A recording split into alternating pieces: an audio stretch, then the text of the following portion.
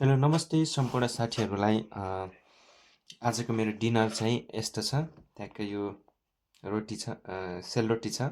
सेलरोटी यो उसको के अरे चामलको पिठोको सेलरोटी हो भने यो अर्को सेलरोटी चाहिँ कोदोको पिठोको सेलरोटी हो। यहाँ चाहिँ बार्रा, यसलाई चाहिँ हामीले के भन्छ भने बटुक रोटा पनि भनिन्छ, बार्रा पनि भनिन्छ। आज चाहिँ मगरी खाना तथा सांस्कृतिक महोत्सव 2082 चाहिँ तानसेनमा चलेको थियो, जसको आयोजक चाहिँ नेपाल मगर महिला सङ्घ पाल्पा रहेको थियो।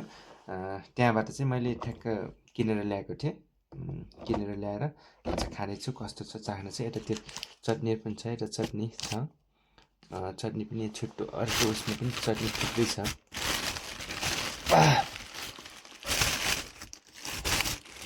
यहाँ पनि यति धेरै दिनुभएको छ चटनी, यस्तो छ चटनी धेरै छ। ल म सुरु गरेँ है त साथीहरू, यो चटनी राख्छु, थोरै चाख्छु कस्तो छ।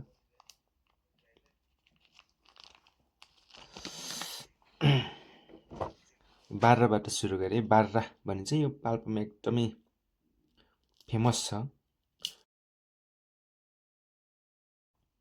बार्रा है।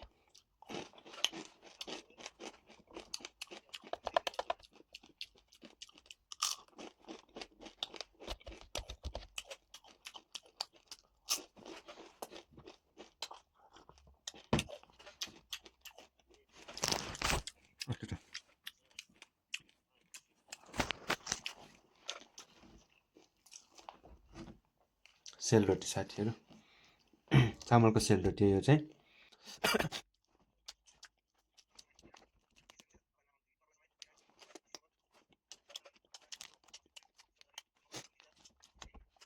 यो कोदोको सेलरोटी हो।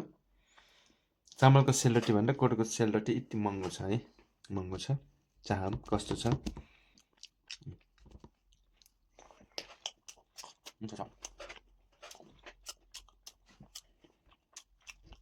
एकदम स्वादिष्ट छ, सबै थोक मिठो छ है। यदि तपाईँहरू पाल्पा घुम्न आउँदै हुनुहुन्छ भने चाहिँ बार्रा र चुकाउने खानु चाहिँ नभुल्नु। यहाँ पाल्पाको फेमस हो यिनीहरू चाहिँ।